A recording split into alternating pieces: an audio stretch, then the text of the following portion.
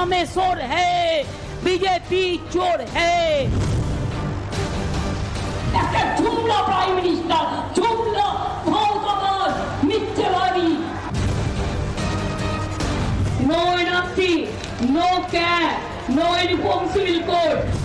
তাই তৃণমূল কংগ্রেসের বিরুদ্ধে একটি ভোট কংগ্রেসকে দেওয়ার অর্থ বিজেপিকে দুটো ভোট দেওয়া। तेवर में तलखी की अति है, शब्दों में तमतमाहट है, बेचैनी है, नाराजगी है और आरोप में बेहिसाब आक्रोश है।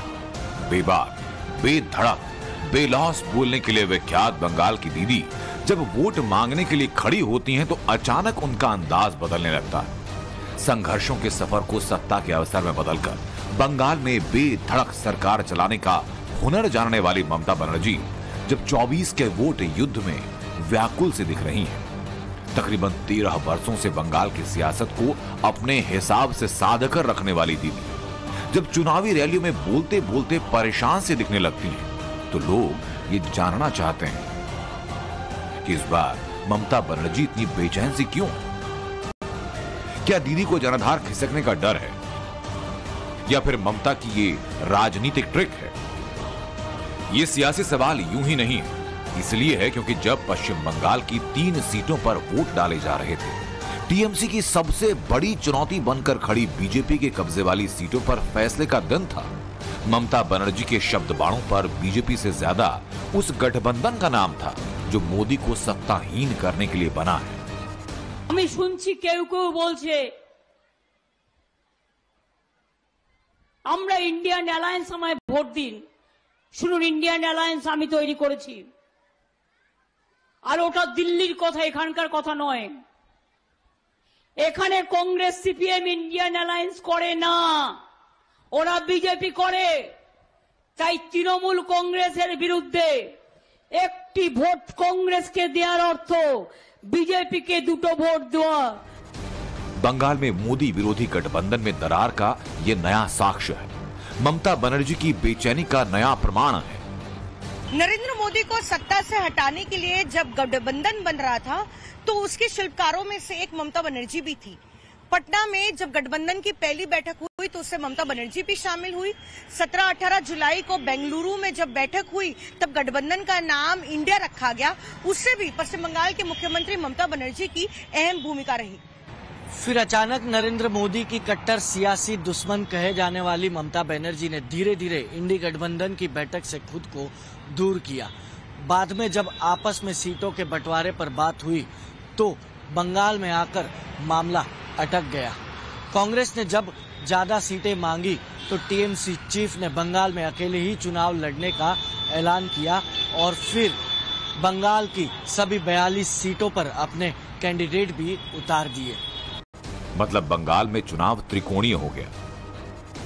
एक तरफ ममता बनर्जी की टीएमसी, दूसरी ओर नरेंद्र मोदी की बीजेपी, तो तीसरी ओर कांग्रेस और लेफ्ट का गठबंधन।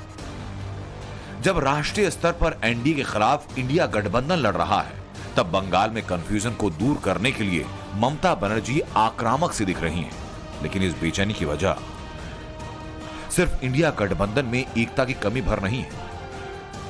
संदेश खाली के मुद्दे पर दीदी घिरी हैं।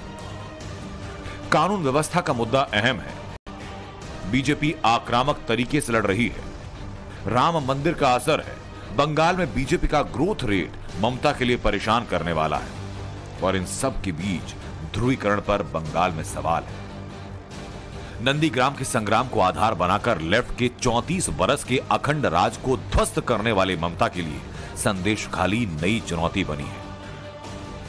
क्योंकि संदेश खाली कांड में टीएमसी नेता शाहजहां शेख जेल में, ममता बनर्जी पर शेख शाहजहां को बचाने का आरोप है। जिस बशीरहाट में संदेश खाली आता है वहां से ममता ने मौजूदा सांसद का टिकट काट दिया। बीजेपी ने पीड़ित महिला को टिकट थमाकर ममता के मां, माटी और मानुष की नींव पर जबरदस्त चोट की। बंगाल में महिलाओं की बड़ी तादाद ममता बनर्जी का समर्थन करती है। दीदी की हैट्रिक में महिलाओं ने अहम भूमिका निभाई है और यही वजह कि रैली दर रैली प्रधानमंत्री मोदी संदेश खाली के हथियार से ममता बनर्जी पर प्रहार कर रहे हैं। आज ममता दीदी की सरकार में हमारी बहन बेटियां सुरक्षित नहीं है। संदेश खाली की घटनाओं ने पूरे देश और दुनिया को दहला दिया है। हमारी बहन बेटियों के साथ टीएमसी के लोग खुलेआम अत्याचार करते थे। उन्हें अपनी बंधक गुलाम मानकर रखते थे। संदेश खाली के गुंडों माफियाओं को महिलाओं पर अत्याचार की खुली परमिशन किसने दी थी? पीएम मोदी पूरे फॉर्म में दिख रहे हैं, लेकिन कमजोर कड़ी पर चोट से ममता परेशान दिख रही हैं। संदेश खाली को गड़ी हुई थ्योरी बताकर बीजेपी पर पलटवार कर रही हैं। एक संदेश मिला छोटा से संदेश करके, वो भी उसको बनाना है, प्लान करके बनाया। लेकिन जो भी बनाया, जिसको भी जो कंप्लेन था, एक भी मर्डर भी नहीं हुआ, जो भी हुआ मैंने उसको सब वापस दे दिया। ममता भले ही से झूठ, तथ्यहीन और मनगढ़ंत बताएं, लेकिन दूसरा सच ये भी है कि तृणमूल कांग्रेस का नेता और कथित हैवानियत का आरोपी शेख शाहजहां सलाखों के पीछे है। ममता बनर्जी को उससे दूरी बनानी पड़ी, उसे टीएमसी से सस्पेंड करना पड़ा। बीजेपी नेता जिस तरह संदेश खाली कांड का प्रचार प्रसार कर रहे हैं, संदेश खाली का जिक्र कर वो महिला वोट बैंक को गोलबंद करने की कोशिश कर रहे हैं। इससे मुमकिन है कि ममता बनर्जी की बेचैनी बड़ी हो, लेकिन बीजेपी इसी मुद्दे को उठाकर पूरे राज्य में जो कानून व्यवस्था है उस पर सवाल उठा रही है। चंद रोज पहले जब हिंदुस्तान के प्रधान बंगाल में थे, तो उन्होंने वोटिंग का जिक्र कर टीएमसी नेताओं की गुंडागर्दी की व्याख्या की और सीधे सीधे दीदी की मंशा पर प्रहार किया। टीएमसी नागरिकता देने वाले सीएए कानून का विरोध करती है। इसके बारे में झूठी अफवाहें फैलाती है, लेकिन टीएमसी ने बांग्लादेशी, रोहिंग्या ऐसे घुसपैठियों को बंगाल की डेमोग्राफी और कानून व्यवस्था बिगाड़ने की परमिशन दे रखी है। बांग्लादेशी हिंदुओं की फिक्र में जिस सीएए का जिक्र कर पीएम बंगाल की दीदी के मंसूबों को चक्रव्यूह में खड़ा कर रहे हैं, उस पर चट्टानी इरादों वाली ममता तमतमाई है। আমাদের জীবন থাকতে এনআরসি করতে দেব না, क्या করতে দেব না, यूनिफॉर्म सिविल कोड করতে দেব না। नागरिकता कानून के जरिए अपने अपने हिसाब से समर्थकों की गोलबंदी की जा रही है। रामनवमी से ठीक पहले जब ममता ईद के मौके पर मुस्लिमों के साथ मंच पर थीं, तब उन्होंने हिंसा और दंगे को लेकर जो कहा उसे बीजेपी ने लपक लिया। আর আজকের দিনে ওদের দাঙ্গা করার পরিকল্পনা আছে, সাবধানে থাকবেন, সতর্ক থাকবেন। দাঙ্গা করে ভোটে ফয়দা লুটতে চায়। দাঙ্গা করা ছাড়া, মিথ্যে কথা বলা ছাড়া, ভাওতা ছাড়া বিজেপির আর কোনো গ্যারান্টি নেই। ওদের একটাই গ্যারান্টি, দাঙ্গা করো। संयोग देखिए, जब रामनवमी की शोभा यात्रा निकली तो हिंसा हुई, खून बहा, चोट लगी, बीजेपी दफ्तर में आग लगा दी गई। इस हिंसा के बहाने बीजेपी के नेता बंगाल में कानून व्यवस्था पर कुछ यूं सवाल उठा रहे हैं। अपने तुष्टीकरण की नीति के लिए कुख्यात और भारत की सनातन आस्था के लिए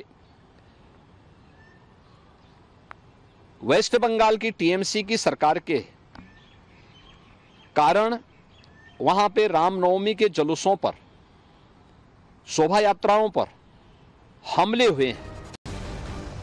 सिर्फ रामनवमी के दिन ही हिंसा नहीं हुई। जब 3 लोकसभा सीटों पर वोट डाले जा रहे थे, तब भी गुंडों की चोट से बंगाल की व्यवस्था लहूलुहान हुई। कूच बिहार में जमकर पत्थरबाजी हुई, हंगामा हुआ, बवाल हुआ और ममता बनर्जी की पार्टी पर सवाल हुआ। जहां पुलिस और गुंडे टीएमसी के लिए काम करते हैं एक साथ मिलकर, वहां संतराश कौन कर सकता है, ये थोड़ा छोटा बच्चा को भी समझ में आएगा। और मैं ये कहना चाहूंगा कि वायलेंस और टीएमसी ये दोनों भाई भाई है। वायलेंस का दूसरा नाम ही टीएमसी है। पश्चिम बंगाल में चुनाव के दौरान हिंसा कोई नई बात नहीं। लोकसभा चुनाव से लेकर पंचायत चुनाव तक खून बहा, लेकिन सवाल पूरे सिस्टम को लेकर है। 2022 में करीब 1.5 लाख केस दर्ज किए गए थे।